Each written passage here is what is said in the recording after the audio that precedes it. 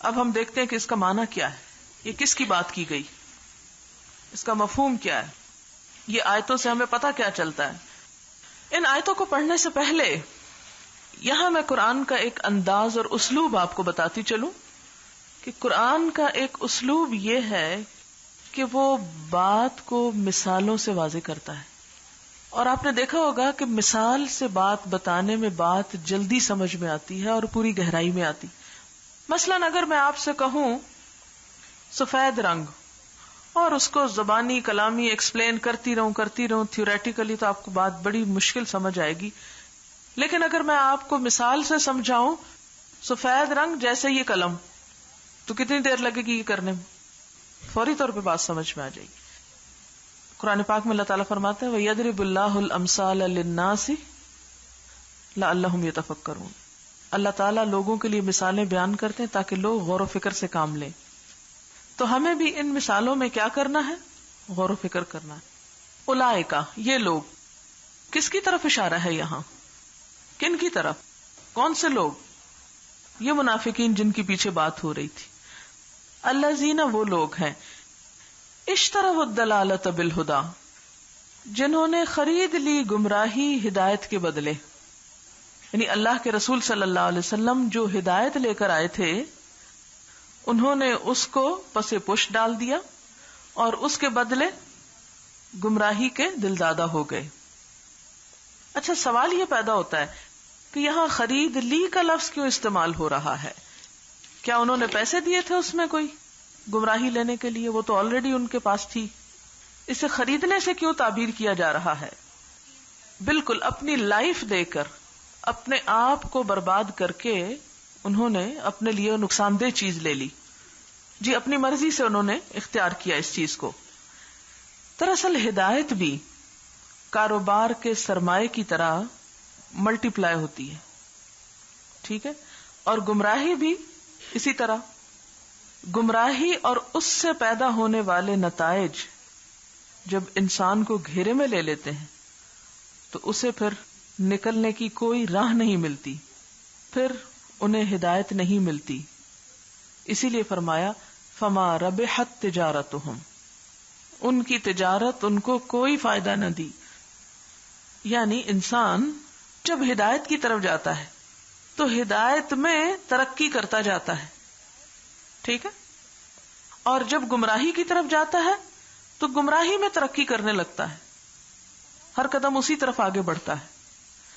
مثلاً آپ نے دیکھا ہوگا کہ آپ جب بھی کوئی کام شروع کرتے ہیں تو کیا ہوتا ہے، پہلے ذرا مشکل سے کرتے ہیں، پھر اس کے بعد کرتے کرتے آپ کو وہ آسانی ہو جاتی۔ جیسے ایک بچہ ہے، کیا پہلے دن اٹھ کے دوڑنا شروع کر دیتا ہے؟ نہیں، پہلے کرال کرتا ہے، بیٹھنا سیکھتا ہے، پھر قدم قدم چلتا ہے، انگلی پکڑ کے چلتا ہے، پھر ذرا تیز چلتا ہے، گرتا ہے، پھر بھاگتا ہے اور دوڑتا ہے۔ بالکل اسی طرح جب انسان ایک اچھے رستے پر قدم رکھتا ہے تو بھی پہلے کیا کرتا ہے، آہستہ آہستہ رینگتا ہے، پھر اس کے بعد انگلی پکڑ کے کسی کی چلتا ہے، پھر ایک وقت آتا ہے کہ دوڑ پڑتا ہے اس رستے میں۔ کچھ لوگ جلدی دوڑ پڑتے ہیں، جیسے بچوں میں بھی آپ نے دیکھا ہوگا کوئی سرٹن ایج نہیں ہوتی، ہر بچے کی اپنی الگ عادت ہوتی، کچھ بچے جلدی چل پڑتے ہیں اور کچھ بچے بہت دیر سے چلتے ہیں۔ تو اسی طرح ہدایت کے معاملے میں بھی ہر انسان کی جو رفتار ہوتی ہے اس کو فالو کرنے کی مختلف ہوتی ہے۔ اب آپ دیکھیں کہ جب انسان ہدایت کے رستے میں آگے بڑھتا ہے تو اسی میں ہی بڑھتا چلا جاتا ہے، اور اگر گمراہی کے رستے میں آگے بڑھتا ہے تو گمراہی کے پھیر میں اس طرح آ جاتا ہے کہ پھر انسان کو ہدایت کا کوئی رستہ نظر ہی نہیں آتا۔ قوم سمود کے بارے میں اللہ تعالیٰ فرماتے ہیں فَأَمَّا سَمُودُ فَهَدَيْنَاهُمْ، سمود ہم نے ان کو ہدایت دی، لیکن انہوں نے کیا کیا، فَاسْتَحَبُّوا الْعَمَى عَلَى الْهُدَى، انہوں نے اندھے پن کو ترجیح دی ہدایت پر۔ اسی طرح منافقین نے بھی کیا کیا، انہیں ہدایت کا رستہ دکھایا گیا لیکن انہوں نے ہدایت چھوڑ کر گمراہی کو ترجیح دی۔ اسی ترجیح کو اور اپنی ساری صلاحیتیں گمراہی کے رستے میں استعمال کرنے کو اللہ تعالی خرید و فروخت و تجارت سے تشبیہ دے رہے ہیں۔ مثلا آپ دیکھیں کہ جب آپ کوئی بزنس کرتے ہیں یہاں بزنس کی اصل میں بات ہو رہی، تجارت کی بات ہو رہی. جب آپ کوئی بزنس کرتے ہیں، مثلاً آپ نے دیکھا ہوگا کہ ایک نوجوان ہے، بیکار ہے، بے روزگار ہے. اس کی بے روزگاری اور بیکاری اسے بعض اوقات معاشرے کے اندر فساد، قتل و غارت پر اکساتی. اس کا سارا ٹیلنٹ، اس کی ساری قوت، محنت اور اگر کوئی سرمایہ ہے وہ سب کس کام میں لگ جاتا ہے؟ لوگوں کو نقصان پہنچانے کا. ہوتا نا ایسے؟ ہمارے معاشرے میں کئی مثالیں ایسی ہیں، جب پکڑے جاتے ہیں چور ڈاکو، بعض اوقات بڑے ہائیلی ایجوکیٹڈ بھی ہوتے ہیں اس میں سے. اب جو کچھ ان کے پاس تھا وہ انہوں نے کس کام میں لگا دیا؟ نقصان. اچھا، اب ایک بیکار نوجوان ہے، آپ اسے کسی کام میں لگاتے ہیں، کسی تجارت میں لگاتے ہیں. اب اس کا دل، دماغ، ذہنی صلاحیتیں، وقت، پیسہ، سب کچھ کس میں لگ رہا ہے؟ تجارت میں. تجارت روز بروز ترقی کرتی جا رہی، کرتے کرتے وہ ملینئر ہو جاتا ہے. اب آپ دیکھیں کہ یہ جو بیچ میں کھڑا ہوا شخص ہے بیکار، اگر یہ گمراہی کے رستے پہ چل پڑا تو ہزاروں کے لیے مصیبت بن سکتا ہے، اور اگر فلاح کے رستے پہ چل پڑا تو ہزاروں کے لیے بھلائی کا سامان پیدا کر دے گا. جیسے تجارت میں اگر کوئی شخص اپنے روپے پیسے کو مفید کام میں لگاتا ہے تو بزنس کرتے کرتے، محنت کرتے کہیں پہنچ جاتا ہے، اور اگر اس روپے کو ضائع کر دے، بعض اوقات ماں باپ وراثت چھوڑ جاتے ہیں، ہزاروں لاکھوں ہوتے ہیں، نالائق اولاد کیا کرتی ہے؟ اس سارے سرمایہ کو ضائع کر دیتی. اور بعض اوقات کیا ہوتا ہے کہ عقل مند اور قابل اولاد والدین سے بھی بڑا زیادہ بہتر بزنس اسٹیبلش کر لیتی. بالکل یہی چیز یہاں پر سمجھائی گئی کہ جو لوگ گمراہی لیتے ہیں، ہدایت چھوڑ کر غلط رستے کا انتخاب کر لیتے ہیں، وہ پھر اپنی جو انویسٹمنٹ اس میں کرتے ہیں، اپنے دل دماغ کی، اپنی محنت کی، اپنے پیسے کی، اپنے وقت کی، وہ کیا ہوتی ہے؟ وہ نقصان میں جاتی، دیوالیہ ہو جاتے ہیں. فما ربحت تجارتہم. گویا اللہ تعالیٰ بتانا یہ چاہتے ہیں کہ ہر شخص ایک تجارت میں ہے. یا تو وہ تجارت کس چیز کی کر رہا ہے؟ نیکیوں کی، اور یا گناہوں کی. جو نیکیوں کی تجارت کر رہا ہے وہ اپنے سرمایہ کو بڑھاتا چلا جا رہا ہے، ایک کے بعد ایک نیکی کا دروازہ کھلتا جا رہا ہے. اور جو شخص شر کے رستے میں اس کو لگا رہا ہے، وہ ایسا ایکسپلوژن ہوتا ہے اس شر سے کہ کئی اور شر پھوٹتے ہیں اس سے اور اس سے اور اس سے اور. اسی لیے فرمایا فما ربحت تجارتہم وما کانوا مہتدین. اب جب ایک شخص ایک چیز میں بہت اندر تک چلا جاتا ہے، دیکھیں نا، برائی کو شروع سے اگر پکڑ لے تو پکڑ لے، اب جب وہ ایک اندر تک گمراہی میں چلا جاتا ہے تو اس شخص کو پکڑنا اور واپس ہدایت کے رستے پہ لانا اتنا ہی مشکل ہو جاتا ہے. یہ بالکل ایسے جیسے کوئی شخص نشے کا عادی ہو جائے تو آپ اس سے نشہ چھڑوانا چاہیں اور چھڑوا کے اس کو ایک نارمل انسان بنانا چاہیں تو بہت مشکل ہو جائے گا. لیکن اگر آپ اسے پکڑ لیتے ہیں اس سے پہلے کہ وہ اس کا عادی ہو جائے، اور اس کا رخ آپ موڑ دیتے ہیں خیر کی طرف، تو اس سے بے شمار فائدے ہو سکتے ہیں.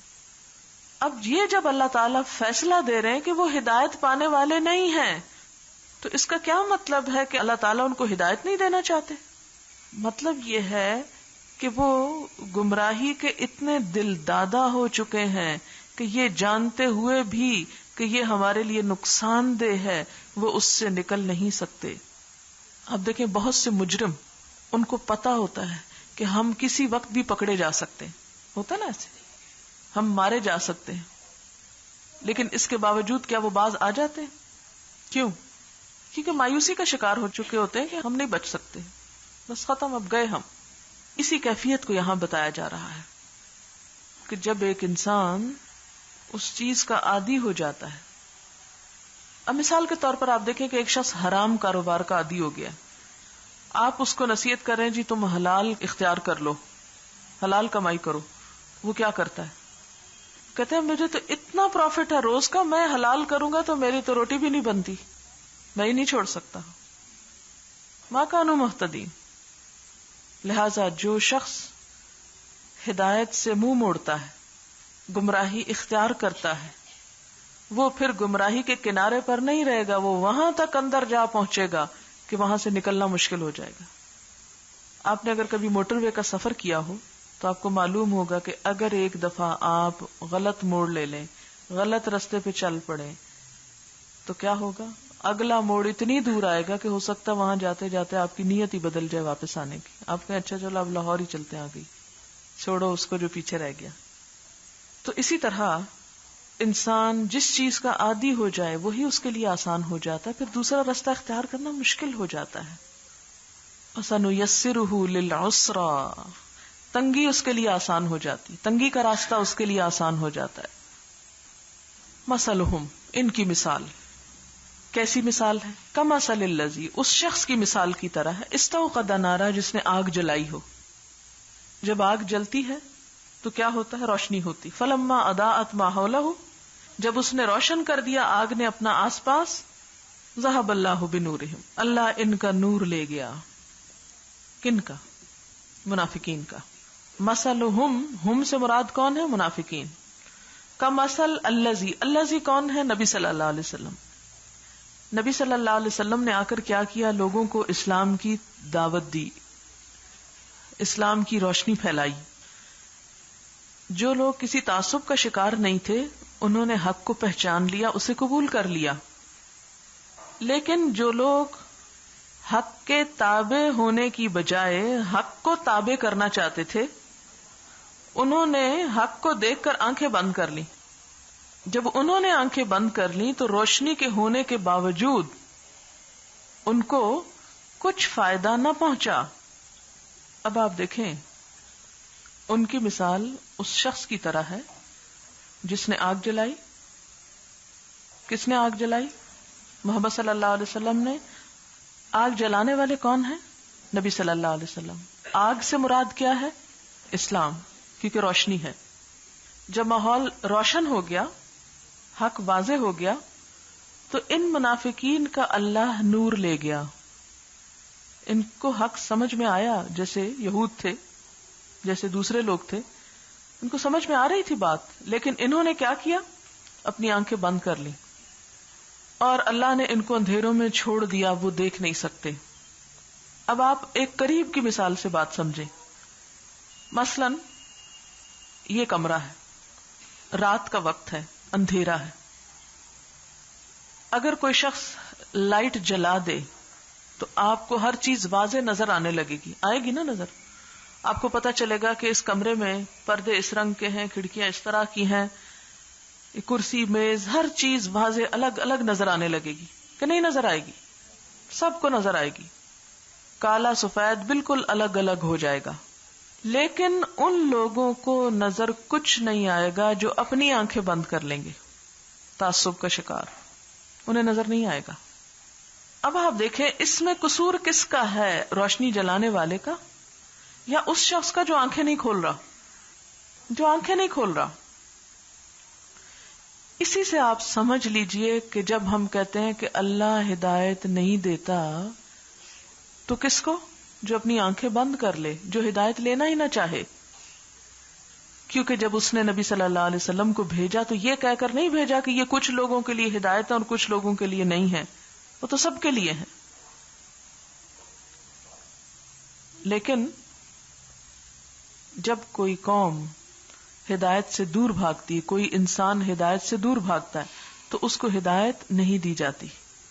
اب آپ دیکھیں کہ انہوں نے آنکھیں کیوں بند کی؟ ان کے آنکھیں بند کرنے کی وجہ کیا تھی؟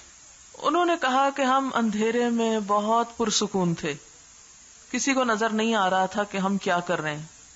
بالکل ایسے ہی کہ جیسے کوئی مجرم ہو، کوئی چوری کر رہا اور اتنے میں صاحب خانہ لائٹ آن کر دیں تو چور کو، مجرم کو وہ لائٹ اچھی لگے گی؟ کیوں؟ وہ کیوں نہیں لائٹ چاہتا؟ وہ لائٹ سے دور کیوں بھاگ رہا ہے؟ اس لیے کہ اس کا جرم کھل رہا ہے.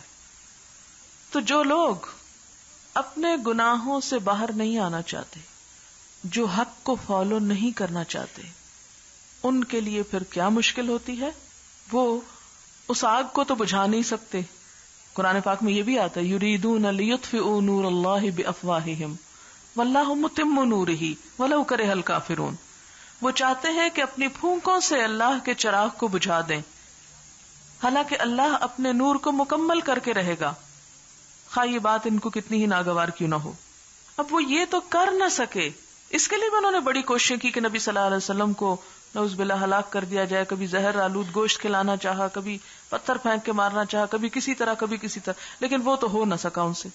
جنگ عذاب کے موقع پر آپ دیکھیں سارے لوگ امٹ کے آگے کہ بس اب تو ختم ہی کر دیں ان کو, وہ نہ ہو سکا ان سے. اب انہوں نے جب روشنی کو آف نہیں کر سکے تو کیا کیا, اپنی آنکھیں بند کر لی. ایک اور مثال میں دیا کرتی ہوں کہ مثلا ایک شخص جو گاڑی کے اندر بیٹھا ہوا ہے, رات کا وقت ہے, سڑک پر جا رہا ہے, بیم لائٹ آن کرتا ہے, تو جو لوگ گاڑی کے اندر ہیں ان سب کو راستہ بالکل واضح نظر آتا ہے, اور جو اپوزٹ ڈائریکشن سے آ رہے ہوں ان کے لیے کیا ہوتا ہے, اندھیرا ہو جاتا ہے, کچھ نظر نہیں آتا ان کو, حالانکہ وہ بھی دیکھ رہے ہوتے ہیں, کچھ پتہ نہیں چل رہا ہوتا ان کو. بالکل اسی طرح نبی صلی اللہ علیہ وسلم نے جب روشنی کی تو جو لوگ ان کے ساتھ ہو گئے ان کے لیے حق بالکل نمایاں نظر آنے لگا, اور جن لوگوں نے مخالفت کی اور اپوزٹ ڈائریکشن سے آئے ان کے لیے وہی روشنی مصیبت کا سبب ہو گئی. تو اس سے پتہ کیا چلتا ہے کہ جب ہم تعصب کا شکار ہوتے ہیں نا تو ہمیں چیزیں بھی ویسے ہی نظر آنے لگتی. مثلا ایک شخص بدگمانی کا شکار ہوتا ہے تو اس کو ہر چیز میں خرابی نظر آتی. ایک شخص جو صاف ذہن کا مالک ہوتا ہے اسے دوسرے بھی صاف نظر آتے ہیں. تو جن کے اندر تعصب ہو, جب حق سامنے آتا ہے تو وہ تعصب ان کے حواس پہ چھا جاتے ہیں. یہ جملہ یاد رکھیے, حواس پہ چھا جاتے ہیں. حواس کی بات میں اس لیے کر رہی ہوں کہ نہ انہیں نظر آتا ہے, نہ ان سے سنا جاتا ہے, نہ وہ کچھ ٹچ کر سکتے, وہ کچھ بھی معلوم نہیں کر سکتے. مکمل حجاب. اسی لیے اللہ تعالیٰ نے کیا فرمایا, سمن بوکمن امیون, سارے حواس بند, بہرے ہیں, گنگے ہیں, اندھے ہیں. بہرے کس بات سے, نہیں حق بات سن نہیں سکتے, گنگے کہ حق بول نہیں سکتے, حق کا اظہار نہیں کر سکتے, اندھے حق نظر ہی نہیں آتا. فہم لا یرجعون, اب وہ نہیں لوٹیں گے, وہ نہیں واپس آئیں گے. کس کی طرف نہیں آئیں گے, حق کی طرف واپس نہیں آئیں گے. او یا دوسری مثال, کسیبن, مانند بارش کے. اور سیب کون سی بارش, خوب بارش, بادل, ہوائیں, بہت کچھ اس میں. من السماء, آسمان سے. فیہ ظلمات, اس میں اندھیرے بھی, ورعد, کڑک بھی, برق, بجلی بھی, سب کچھ ہے. یعنی جس کا آپ تصور کر سکتے ہیں, طوفان باد و باران, سب کچھ. اب اس سے مراد کیا ہے, سیب سے مراد یہاں اسلام ہے, اسلام کی بارش جس میں رحمتیں بھی ہیں, برکتیں بھی ہیں, لیکن اس کے ساتھ ساتھ کچھ مشکلات بھی ہیں. یعنی جب بارش آتی ہے تو بادل بھی آتے ہیں, کڑک بھی ہوتی, گرج بھی ہوتی ہے, تو یہ خوف تو ہوتا ہے نا. تو کیا ہوا, اسلام نے جہاں آ کر رحمت کا نزول کیا وہاں اس کے راستے میں کچھ مشکلات بھی تھیں. اب یہ جو منافق ہیں یہ تو صرف فائدوں کے لیے مسلمان ہوئے تھے, اب یہ تو اس کے لیے تیار نہ تھے کہ جنگ بدر کے اگلے ہی سال جنگ احد آ جائے گی اور اس میں شرکت کرنا پڑے گی. اب فائدوں کے, مال غنیمت کے لالچ میں شریک ہو بھی گئے تو راستے میں ہی پلٹ آئے. جب دیکھا کہ بڑی مشکل مقابلہ ہے تو کیا کیا, عبداللہ بن ابی اور اس کے ساتھیوں نے کیا کیا تھا, جنگ احد میں واپس آ گئے تھے. 300 کے قریب تھے وہ لوگ, واپس آ گئے. ہم نہیں لڑتے, آپ نے ہماری بات ہی نہیں مانی, ہم نے کہا تھا شہر کے اندر لڑے, آپ باہر کیوں چل پڑے, بہانہ بنا لیا. اسی چیز کی طرف اشارہ کیا جا رہا ہے, یجعلون اصابعہم فی آذانہم, وہ ڈال لیتے ہیں اپنی انگلیاں اپنے کانوں میں. اچھا, اگر آپ کان کی شیپ دیکھیں, اگر کبھی دیکھی ہو تو بالکل ایسی ہوتی ہے اس کے اندر کی کینال کہ جیسے اگر آپ یہ پوری انگلی ڈالیں تو چلی جائے اندر, اگر آگے راستہ ہو چلی جائے, اور اگر وہاں تک انگلی پہنچ جائے تو بالکل ڈانٹ لگ جائے, کچھ بھی سمجھ نہ آیا آپ کو. تو فرمایا کہ اتنے ضد اور تعصب کا شکار ہیں کہ انگلیاں کانوں کے اندر ڈال لیتے ہیں تاکہ کچھ حق نہ پتہ چلے, وہ سارے خطرات سے بچ جائیں. من السماء, کے کڑاکوں کی وجہ سے, حذر الموت, موت سے بچنے کے لیے. اور موت کہاں تھی, جیسے جنگوں میں. واللہ محیط بالکافرین, فرمائے بھاگیں گے کہاں. وہاں بھی آتا ہے نا کہ قل ان الموت الذی تفرون منہ فانہ ملاقیکم, کہہ دیجئے کہ وہ موت جس سے تم بھاگتے ہو وہ تمہیں ملنے والی. واللہ محیط بالکافرین, اللہ کافروں کو گھیرنے والا ہے. احاطہ یحیطو کا ویسے معنی ہوتا ہے حفاظت کرنا, دیکھ بھال کرنا, لیکن جب بے آگے آ رہی ہو صلہ پریپوزیشن تو گھیر لینا مراد ہوتا ہے.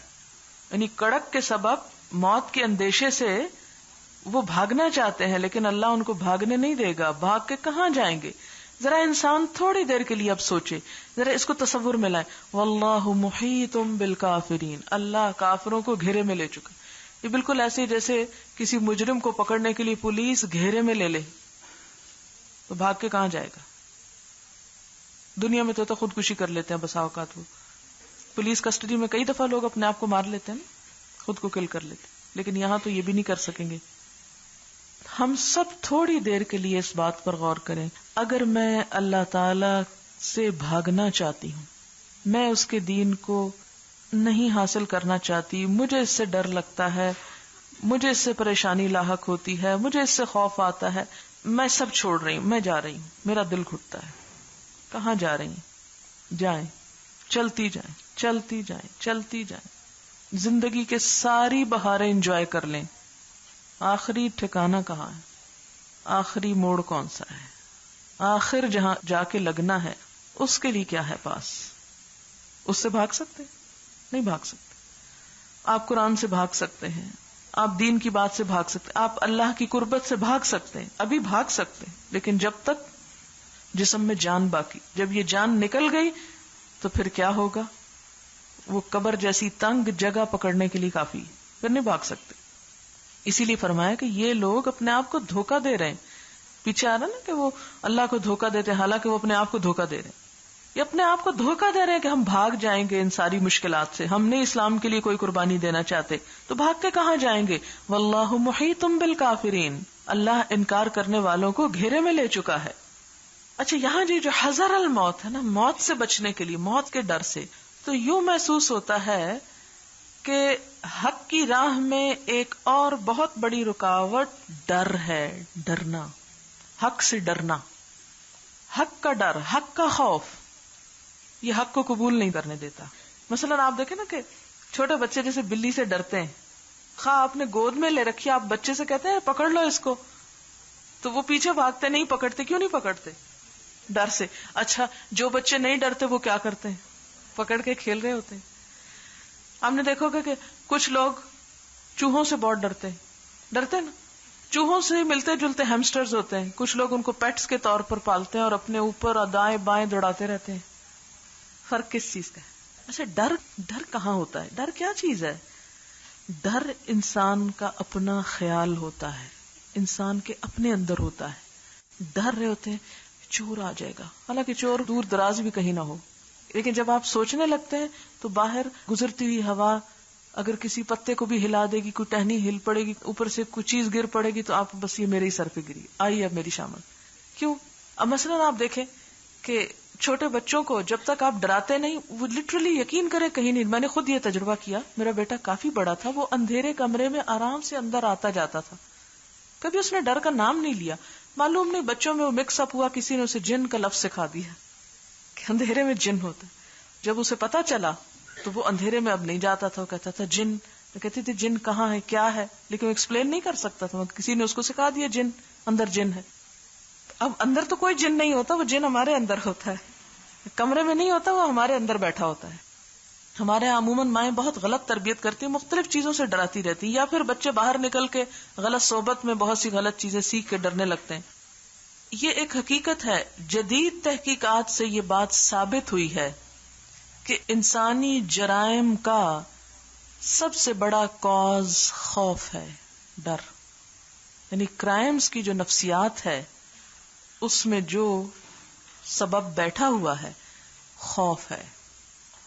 خوف کو اپنے اندر سے نکالنے کی کوشش کریں، اس کا مقابلہ کریں، اور ہمیشہ یہ سوچیں کہ جس چیز سے میں ڈر رہی ہوں کیا اس کا کوئی وجود بھی ہے یا میرے اپنے دماغ کی اختراع ہے.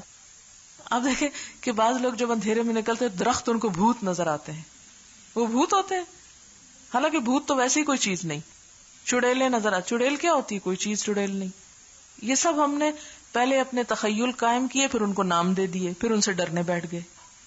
اچھا، جن سے لوگ ڈرتے ہیں، بھئی جن کیا چیز ہے؟ انسان سے چھوٹا یا بڑا؟ انسان سے کم تر درجے کی مخلوق ہے. سورۃ الجن میں آتا ہے کہ یہ انسانوں کے ڈرنے نے، اور انسان ہم سے پناہ مانگتے تھے اس لیے ہم سرکش ہو گئے. تو جب آپ کسی بھی چیز سے ڈرنے لگتے ہیں تو وہ آپ کے سر چڑھنے لگتی ہے. تو یہاں بھی دراصل منافقین کو اسلام سے روکنے والی چیز بھی ڈر ہی تھا. آپ جس انسان سے ڈرتے ہیں اس کے پاس نہیں پھٹکتے، ہوتا نا ایسے. جو لوگ اسلام سے ڈرتے تھے، اسلام کے راستے میں پیش آنے والی مشکلات سے ڈرتے تھے، وہ لوگ اسلام قبول نہ کر سکے. آج ہمارے عملی نفاق کی بھی بہت بڑی وجہ یہ ہے کہ ہم لوگوں کا خوف دل میں بٹھائے ہوئے ہیں. کبھی سوچا کریں کہ لوگ ہمیں رزق دیتے ہیں، لوگوں نے ہمیں زندگی دی، لوگ ہمیں پیدا کرتے ہیں، لوگ ہمیں موت دیں گے، لوگ ہمارے رزق چھین لیں گے، لوگ ہمیں کیا کر لیں گے. لوگ ہمارے نفع نقصان کے مالک نہیں ہیں جن سے ہم ڈر رہے ہیں. مسلمان کا عقیدہ کیا ہونا چاہیے؟ نفع اور نقصان کس کے ہاتھ میں؟ اللہم مالک الملک تؤتی الملک من تشاء وتنزع الملک ممن تشاء وتعز من تشاء وتذل من تشاء بیدک الخیر انک علی کل شیء قدیر. عزت، ذلت، زندگی، موت، رزق، اچھائی، برائی، صحت، بیماری سب اللہ کے ہاتھ میں ہے. لوگوں سے کیا ڈرنا؟ اگر ہم لوگوں کی پسند کے خلاف کوئی کپڑا پہن لیں گے، ذرا سوچے تھوڑی دیر کے لیے، اگر ہم لوگوں کی پسند کے خلاف کپڑا پہن لیں گے تو لوگ ہمیں زیادہ سے زیادہ کیا نقصان دیں گے؟ ماریں گے ہمیں؟ کوئی بھی نہیں مارتا. عموماً کسی پارٹی میں جاتے ہوئے لوگ سر ڈھکنے سے ڈرتے ہیں، ہائی لوگ کیا کہیں گے. کبھی تھوڑی دیر کے لیے سوچے تھے لوگ مجھے کیا کریں گے؟ تھپڑ لگائیں گے مجھے 2-4. آج کے زمانے میں تو وہ بھی نہیں رہے. بہت آزادی کا زمانہ ہے اب تو، ہر شخص کو آزادی. میں ہمیشہ یہ کہتی ہوں کہ اگر دوسرے لوگوں کو اپنی مرضی کے کپڑے پہننے کی اجازت تو مجھے اپنی مرضی کرنے کی کیوں اجازت نہیں؟ یعنی اگر باقی لوگوں کو اپنی مرضی کی اجازت ہے تو میری مرضی ان کی مرضی کے تابع کیوں، میری اپنی مرضی کیوں نہیں؟ اگر کوئی بھی آپ کو یہ کہتا ہے کہ بی بی یہ کام تم نے کیوں کیا، تو آپ اس سے پوچھ سکتے ہیں جی میں کب آپ سے پوچھ رہا ہوں کہ آپ نے یہ کام کیوں کیا؟ اگر میں آپ سے نہیں پوچھ رہا تو آپ مجھ سے کیوں پوچھ رہے ہیں؟ لکم دینکم ولی دین، تمہارے لیے تمہارا دین، میرے لیے میرا دین. میرا اپنا ایک سٹائل ہے، میرا اپنا ایک طریقہ ہے، میرا اپنا ایک طرز زندگی ہے، آپ کو اس سے کیا؟ اسی طرح باقی اور تمام چیزیں. مثلا لوگ ڈرتے ہیں کہ ہم کسی مجلس میں نماز پڑھ لیں گے تو لوگ کہیں گے بڑا نمازی ہو گیا، اور لوگ باتیں بنائیں گے. حالانکہ لوگوں کو بعض اوقات یہ بھی نہیں پتا ہوتا کہ کون کر کیا رہا ہے. ایک دن مجھ سے کوئی کہنے لگی کہ اس ایک لیس کے خریدنے میں 4 گھنٹے مجھے بازار میں لگے. کسی خاتون کو لیس کے سلیکشن، کپڑوں کے میچ کرنا ہوگا، معلوم نہیں کیا کرنا ہوگا، 4 گھنٹے لگے. میں نے کہا کہ میرے جیسا تو ہو تو وہ یہ بھی نہ دیکھے کہ وہ میچ کر بھی رہی ہے یا نہیں. آئی ڈونٹ کیئر کہ کسی کے کپڑے میچ کرتے ہیں یا نہیں کرتے، بس جو ہے سو ہے. اپنے اوپر کانفیڈینس ہونا چاہیے. ہم چھوٹی چھوٹی چیزوں کے پیچھے اتنا وقت، زندگی، قیمتی سرمایہ برباد کرتے ہیں، حالانکہ کسی دوسرے کو اس سے کوئی انٹرسٹ نہیں ہوتا، لیسٹ انٹرسٹ نہیں. اچھا اگر ایک اور بات، بعض اوقات یہ ہوتا ہے کہ ہم بڑا بننا چاہتے ہیں لوگوں کی نگاہ میں، تو آپ یقین کیجئے کہ جب آپ واقعی بڑے بن جائیں گے تو لوگ آپ سے حسد شروع کر دیں گے. خوش وہ پھر بھی نہیں ہوں گے، نہ اس طرح خوش ہے نہ اس طرح خوش. تو پھر لوگ کہاں خوش رکھنے کے قابل ہیں؟ خوش رکھنے کے قابل تو صرف اللہ کی ذات ہے.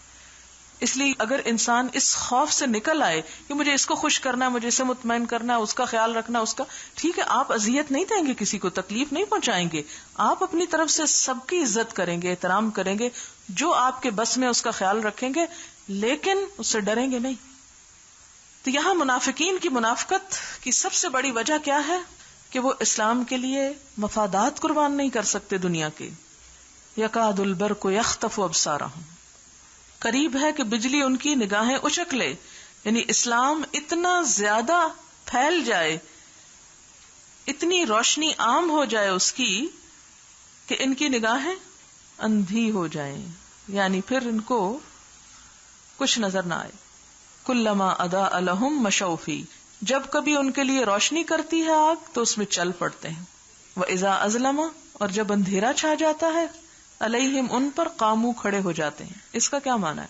کہ اسلام کے راستے میں جب کوئی اچھے دن آتے ہیں تو یہ بھی آگے بڑھتے ہیں، چلے ہم بھی اپنے کچھ کنٹریبیوشن کرتے ہیں. اور جب کوئی مشکلات آتی ہیں، جیسے جنگ تبوک آ گئی تھی، تو چھپتے پھرتے ہیں، قاموا، کھڑے ہو جاتے ہیں، اب نہیں آگے جاتے. عبداللہ بن مسعود کہتے ہیں کہ نبی صلی اللہ علیہ وسلم جب مدینہ تشریف لائے تو کچھ لوگ مسلمان ہو گئے، لیکن جلد ہی منافق ہو گئے. کیوں مسلمان ہوئے تھے؟ فائدوں کے لیے. دیکھا مشکلات ہیں، واپس پلٹ گئے. کلما اضاء لهم، روشنی ہوئی چل پڑے، اندھیرا ہوا رک گئے. قرآن پاک میں اس کو ایک اور جگہ پر یوں بیان کیا گیا ہے، وَمِنَ النَّاسِ مَن يَعْبُدُ اللَّهَ عَلَى حَرْفٍ لوگوں میں سے کچھ ایسے ہوتے ہیں جو کنارے پہ اللہ کی عبادت کرتے ہیں، جیسے یہ میز ہے نا، تو کنارے پہ بالکل ایج پہ. فَإِنْ أَصَابَهُ خَيْرٌ، اگر ان کو کوئی بھلائی ملتی ہے، اطمأن بی، تو اس پہ مطمئن ہو جاتے ہیں. وَإِنْ أَصَابَتْهُ فِتْنَةٌ، جب یہاں کوئی مصیبت آتی ہے، انقلب علی وجہہ، تو اپنے چہرے پہ پلٹ جاتا ہے، وہیں سے واپسی. یعنی اسلام کے اندر داخل نہیں ہوتے، یہیں کنارے پہ کھڑے. اگر تو کوئی فائدہ ہوا تو کیا کیا، ٹھیک ہے، سب ٹھیک ہے، لیکن اگر کوئی نقصان ہونے لگا تو ادھر سے واپس پیچھے. یہ منافقت ہے. جب آپ نے کلمہ لا الہ الا اللہ پڑھ دیا تو اب یہ مت سوچیں کہ کس میں فائدہ اور کس میں نہیں، جو کچھ اللہ تعالیٰ دے رہے ہیں اسے قبول کر لیں، اسی میں بھلائی. جیسے وہ ایک شاعر کہتا نا، تو بچا بچا کے نہ رکھ اسے، تیرا آئینہ ہے وہ آئینہ کہ شکستہ ہو تو عزیز تر ہے نگاہ آئینہ ساز میں. تو بچا بچا کے نہ رکھ اسے، یعنی اپنا جان، مال، وقت اور باقی چیزیں، یعنی ان سے بخل نہ کر. تیرا آئینہ ہے وہ آئینہ، یعنی تیری زندگی اور یہ سب کچھ ایک ایسے آئینے کی طرح ہے کہ اگر وہ ٹوٹ جائے اللہ کے راستے میں تو اللہ تعالیٰ کو اور زیادہ پیارا ہو جاتا ہے. یعنی جو اپنی جان دے جاتے ہیں اس راستے میں، وہ شہادت کے درجے پہ جا پہنچتے ہیں. وَلَوْ شَاءَ اللَّهُ، اور اگر اللہ چاہے، لَذَهَبَ بِسَمْعِهِمْ وَأَبْصَارِهِمْ، تو ان کی سماعت اور بصارت بالکل سلب کر لیتا. یعنی جتنا یہ تھوڑا سا ابھی دیکھ لیتے ہیں، کسی وقت حق کی طرف بڑھ جاتے ہیں، یہ بھی نہ بڑھ سکتے. ان اللہ علی کل شیء قدیر، بے شک اللہ تعالیٰ ہر چیز پر قدرت رکھتا ہے. یہاں سے ایک اور بات بھی یاد رکھے کہ قیامت کے دن بھی ان کے ساتھ ایسا ہی ہوگا. حشر کے میدان میں کچھ لوگ روشنی میں ہوں گے، کچھ لوگ اندھیروں میں ہوں گے، کچھ لوگ پہلے روشنی میں ہوں گے پھر اندھیرے میں آ جائیں گے. میں نے آیت پڑھی تھی نا، یوم یقول المنافقون والمنافقات انظرونا نقتبس من نورکم. اہل ایمان سے منافق کہیں گے ذرا ہمیں دیکھو، ہمیں تھوڑا سا نور دے دو، کیونکہ ان کا اپنا نور بجھ جائے گا. ایک روایت میں آتا ہے جیسے ایک انگوٹھے کے ناخن کے اوپر کسی وقت چمکے گا، کسی وقت بجھ جائے گا. ٹمٹماہٹ ہوتی، کبھی بجھ گیا کبھی جل گیا، کیونکہ دنیا میں بھی کبھی ایمان کے لیے دل تھوڑا کھل گیا، پھر واپس بجھ گیا، پھر کھل گیا. جب اچھے حالات ہوئے تو اللہ اللہ کر لی، جب مشکل ہوئی تو سب کچھ چھوڑ دیا. تو ہمیں اس کنڈیشن سے باہر آ کے متزلزل سے نکل کر استقامت کی طرف بڑھنا ہے. کس سے نکل کر؟ متزلزل رویے سے نکل کر استقامت کا رویہ اختیار کرنا ہے، جم جانا ہے، ٹھہر جانا ہے. اس لیے کہ اما ما ينفع الناس فيمكث في الارض. پھر اسی طرح کچھ لوگ ایسے ہوتے ہیں کہ جو اللہ کے اس دین سے خود بھی فائدہ اٹھاتے ہیں، دوسروں کو بھی پہنچاتے ہیں. کچھ ایسے ہوتے ہیں کہ جو خود تو فائدہ نہیں اٹھاتے، پانی روک لیتے ہیں، دوسرے فائدہ اٹھا جاتے ہیں. اور کچھ ایسے ہوتے ہیں کہ نہ پانی اپنے لیے روکتے ہیں نہ کسی کے لیے، جو سنتے ہیں پانی آتا ہے، چٹیل پتھر ہے، بہتا چلا جاتا ہے. یکاد البرق یخطف ابصارهم، قریب ہے کہ بجلی کون سی؟ نہیں، وہ جو اسلام کی چمک ہے ان کی نگاہیں اچک لے، یعنی اسلام غالب آ جائے اور ان کی منافقت خسارے میں پڑ جائے، یعنی ہر فائدے سے محروم ہو جائے. ظاہر ہے کہ جب اسلام کا غلبہ ہو جائے گا تو کیا ہوگا؟ منافق اپنی منافقت کو برقرار نہ رکھ سکیں گے، پھر انہیں لازمی طور پر اس رویے کو چھوڑنا ہوگا.